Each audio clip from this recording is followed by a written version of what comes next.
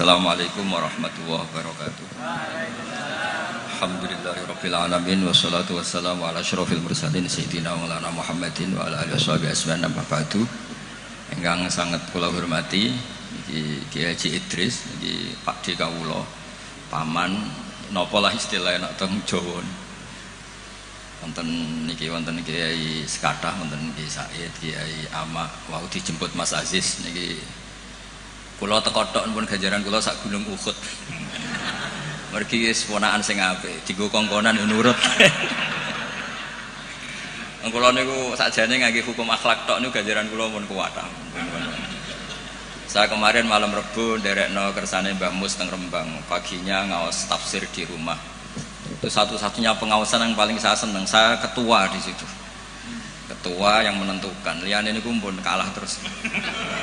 Habis niku batas asar hormat Mbah Maksum, malam Kamis diaturi dalam sarang Maulid Rasul sallallahu alaihi wasallam. Sebelum lebih jauh tentang ngaji risalah Ahlussunnah wal Jamaah, kula cerita sanad. Terus Mbah Hamid alite namine iku Abdul Mukti. Riyen serumah dengan mbah saya namine Fatimah. Mbah kula niku abahe namine Abdul Khaliq alite, tapi gede-gede dados Idrus. Jadi Fatimah binti Idrus bin Umar niku mbah kandung kula. Nah, Mbah Hamid bin Abdullah bin Umar. Terus potongan wali niku pun mulai alit. Terus Gus Samar pindah dadi wali pun terlambat mergi. Mas Ahmad bakat wali niku pun ketok mulai alit. Terus mboten saged pencitraan. Tapi karena kuota wali zaman akhir sedikit, mungkin bisa ada kesempatan. Terus, berdasar KKN mangke diajukan. Berdasar KKN. Karena wali itu meneh wali, nabi saja bisa berdasar KKN. Nabi Harun itu harusnya agak nabi.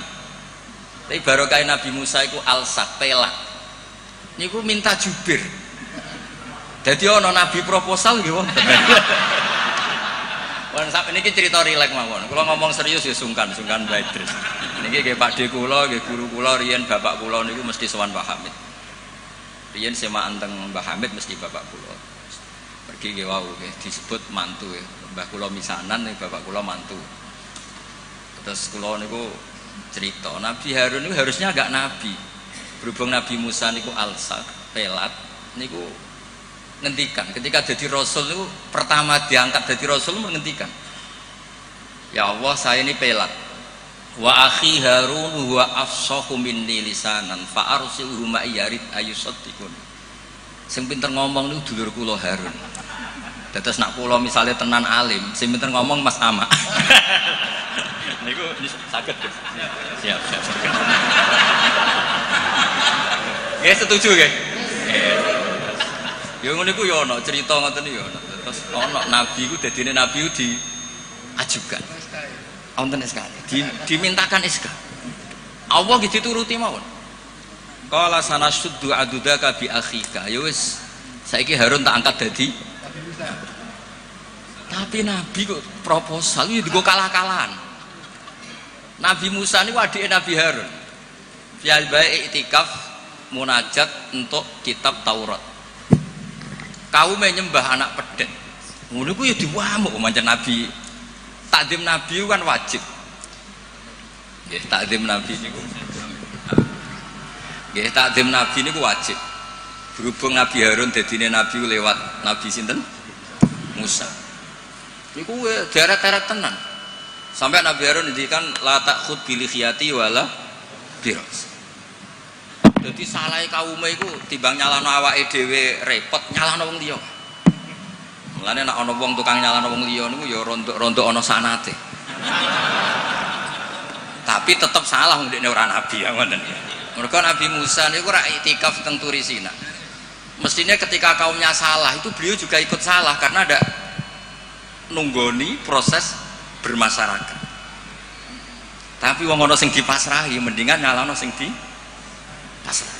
Kowe wopo wae tak tinggal munajat nganti kaum menyembah berhala. Jawabe Nabi Harun nggih gampang, wis tak kandhani tapi ra ngandel. Purune mek nabi sing asli mboten kados kula. Dadi lan nabroha alai akifina hatta yarji'a ilaina Musa. Mana nak sampean gelem apik mau ambek Mbah Hamid tok, nak ambek Mbah Idris ora gelem kowe bangsa Israel berarti. Nak kowe wong Islam tenan ambek Mbah Hamid yo kepen dadi wong apik, dipimpin Mbah Idris yo kepen dadi wong apik. Termasuk sing ben nak pun dikiai ini Mas Amak, Mas Aziz kudu gelem dadi wong apik. Nak brengkel ngenteni Mbah Hamid wangsul berarti kados Bani Israel. Niki mukaddimah sekaligus pressure. Pressure nak ngaku ahli sunnah wal jamaah minimal ilmune ya sakmene iki. Ora tau mondok kok ngake ahli sunnah napa? Wal jamaah. Akhirnya Nabi Harun dadi nabi. Mergo pinter ngendikan, wa akhi Harunu huwa afsahu minni lisan. Mulane riyen wonten tiyang ya terkenal wali duka indawa. Niku ya kathah sing butuh penerjemah. Terus niki nak jenengan angsal nggih niki kula angkat dadi napa? Mutarjem napa? Mpun niku guyon tapi ilmiah. Terus nomor kali apapun baiknya tentang ahli sunnah wal jamaah, orang itu tidak boleh serius mempertahankan ahli sunnah wal jamaah, nggak boleh serius. Karena serius itu memancing perlawanan. Sehingga Nabi ngendikan inna hadzal dina matinun fa'ughilu fihi birifqin. Agama ini ideologinya mantap, logikanya mantap, maka kawallah dengan santai saja, yang rileks. Saya beri analogi begini, 2 tambah 2 itu kan 4. Perlu nggak kamu ngotot kampanye 2 tambah 2 4? Nggak perlu kan? Karena kebenaran 2 tambah 2 4 itu kebenaran yang mantap.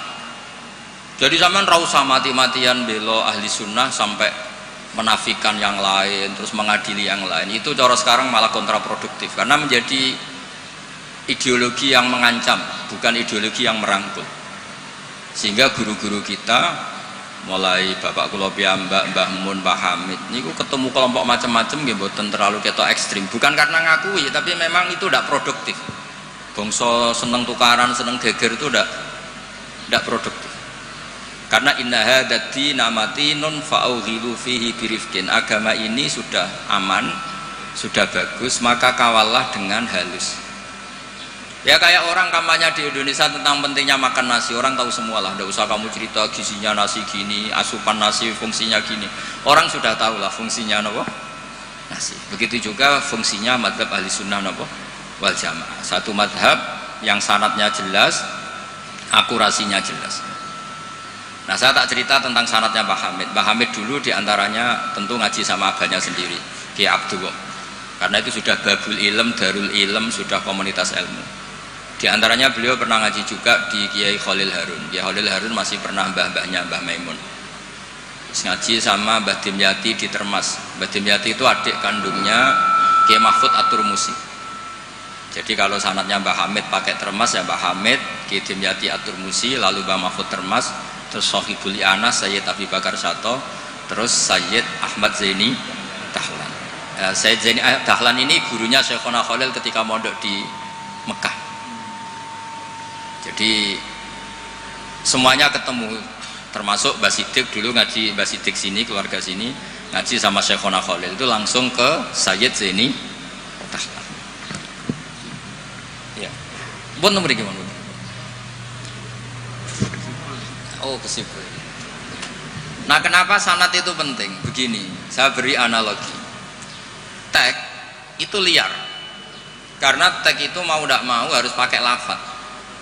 Kata-kata itu bisa jami'un likulli afrodi.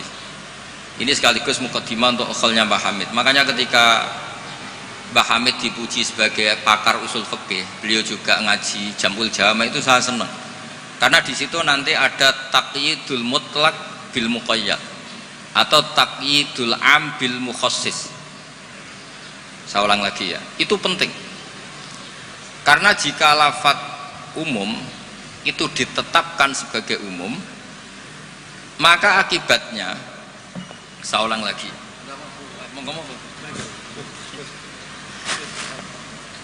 ya saya teruskan ya, andai kan tidak ada sanad keulamaan, saya ulang lagi, kalau tidak ada sanad keulamaan dan orang memahami Quran dengan letterlet, apalagi dengan harfiah, apalagi orang ini, kelompok ini berjanji tidak akan menambahkan sedikit pun apa yang ada di Quran, maka tingkat menyesatkannya itu bahaya sekali. Bukan sekedar bahaya, bahaya sekali. Saya beri contoh, misalnya contoh yang gampang-gampang saja, yang jusnya belum terlalu jauh. Wa antasma'u bainal ukhtaini illa ma qad salaf. Di antaranya kita tidak boleh nikah perempuan, misalnya Anda menikahi Mbak Sri gitu, sekaligus nikahi adiknya. Wa antasma'u bainal ukhtain. Itu jelas di Quran hanya menyebut wa antasma'u bainal ukhtain. Zaman Nabi Sugeng, Nabi itu ya nambahinnya hanya sedikit. Wala bainal mar'ati wa ammatiha wala bainal mar'ati wa kholatiha. Juga enggak boleh kamu nikahi Sri sekaligus nikahi buliknya atau budenya, baik dari bapak maupun bulik dari ibu. Berarti yang disebut Quran hanya bainal ukhtain, yang disebut hadis hanya bainal mar'ati wa ammatiha wa kholatiha, hanya dua orang, dua kelompok. Sementara tidak menyebut wala bainal mar'ati wa jaddatiha.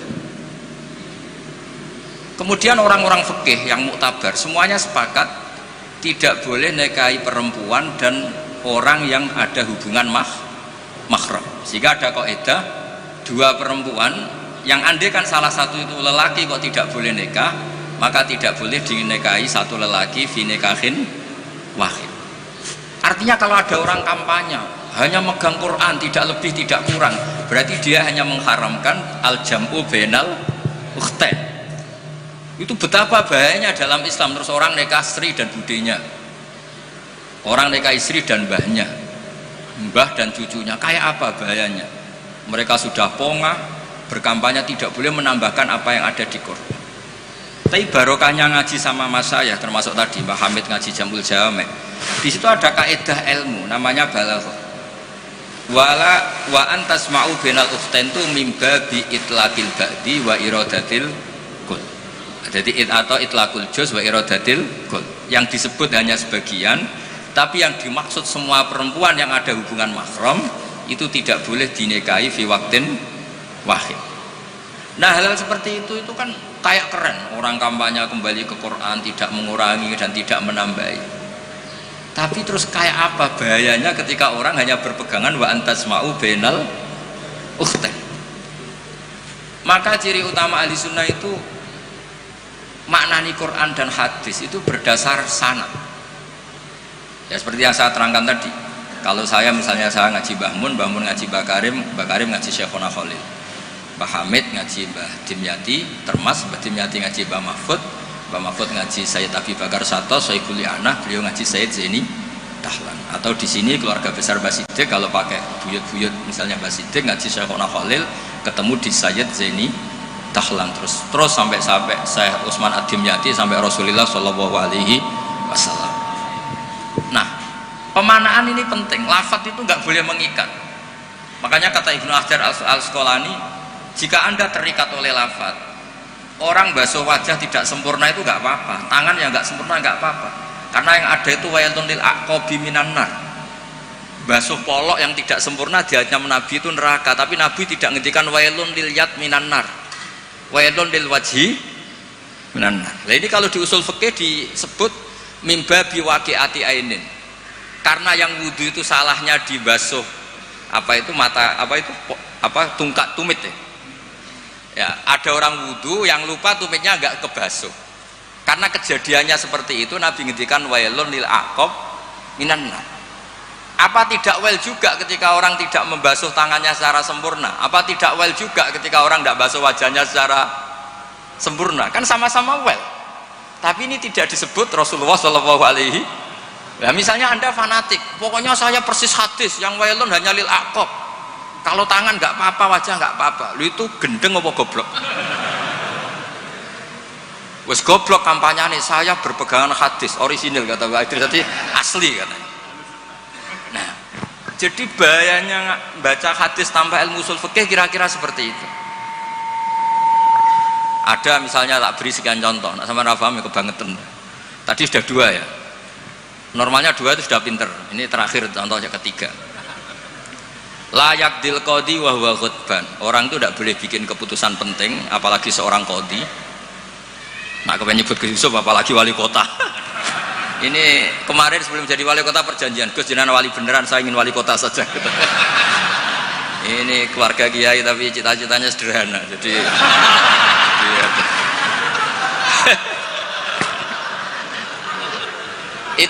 Itu kalau dalam madhab tasawuf itu, kalau saya Mbak Idris Gus sama ingin jadi wali betul, tapi beliau sederhana sekali ingin jadi wali apa? Kota.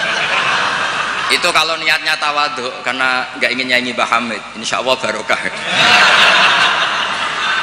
Tapi kalau niatnya nggak ingin tirakat, nah itu yang masalah karena ada dua wali besar. Yang satu jadi wali itu karena kelirunya justru. Keliru itu artinya menyalahi a'aliyal umur, bukan keliru maksiat. Saya bilang keliru itu bukan harus maksiat. Orang baik itu bisa keliru tapi tidak mesti maksiat. Wali yang satu itu kalau sakit bilang ya Allah ya Allah, tapi yang satu itu enggak bilang aduh boe waduh boe. Suatu saat wali yang bilang ya Allah itu jenguk wali yang kalau sambat waduh waduh boe. Ditanya, kamu ini wali kalau sambat kok aduh boe.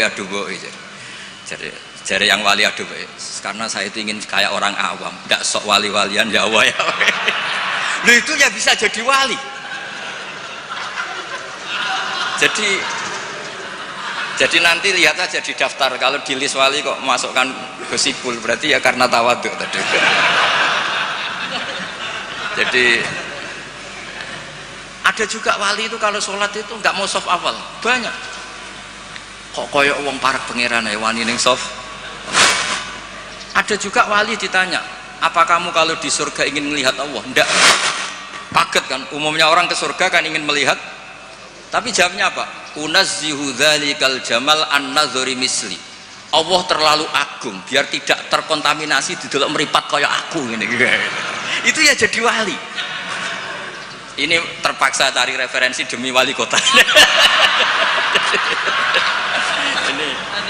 Jadi makanya saya itu tadi, saya itu narasumber itu penting tidak penting sudah bener. Mergo tawadhu di Rembang sini itu jauh. Gara-gara diteror ini yang manggil Mbah Hamid. Aduh. Ini Pak D Idris, ini Pak D saya, Pak Lek kalau manggil saya itu mesti yang manggil Mbah Hamid gitu. Ya, kalau nelpon mesti gitu. Ini yang manggil Mbah Hamid. Nggih, Mbah. Ternyata di sini berlaku teror ya. Ini apa? Yang manggil Mbah Hamid karena memang beliau itu sepupu mbah saya Mbah Hamid. Jadi bermadzhab itu penting karena kata itu liar. Layak dil qadhi wa ghadban. Seorang yang sedang marah itu tidak boleh punya keputusan penting, baik itu qadhi, wali kota atau orang tua atau siapapun. Kata qadhi dihilangkan. Tidak boleh kamu mentang-mentang hadisnya qadhi, hanya qadhi yang nggak boleh bikin keputusan kalau marah. Kalau kiai boleh, kalau orang tua boleh, kalau wali kota boleh, tidak bisa. Bahwa ghadban itu kalau sedang marah, kalau sedang lapar boleh, sedang ngempet nguyuh boleh, sedang ngempet ngising. Nah, padahal setelah dimaknai pakar-pakar usul fikih, ghadab itu apa? Halatin sing yasu'u khalqu sahibi. Satu keadaan yang orang itu tidak normal. Nah, keadaan tidak normal itu bisa hakin, orang yang ngempet nguyuh, ngempet ngising atau banget laparnya. Itu juga nggak boleh bikin keputusan penting. Jadi ghadban bukan lagi dimaknai marah, tapi apa? Satu keadaan di mana orang tidak sedang baik-baiknya. Makanya Imam Syafi'i masyhur itu, kamu jangan rembukan sama orang yang besok nggak ada yang dimakan, itu ruwet otaknya itu. Lho sidang madrasah ambek guru-guru sing bar diamuk bojone, wah itu error gitu. Sidang madrasah ambek wong sing sesuk kudu bayar kredit. Mesti tak kok sepundi madrasah saya ini pun ngeten mun saya.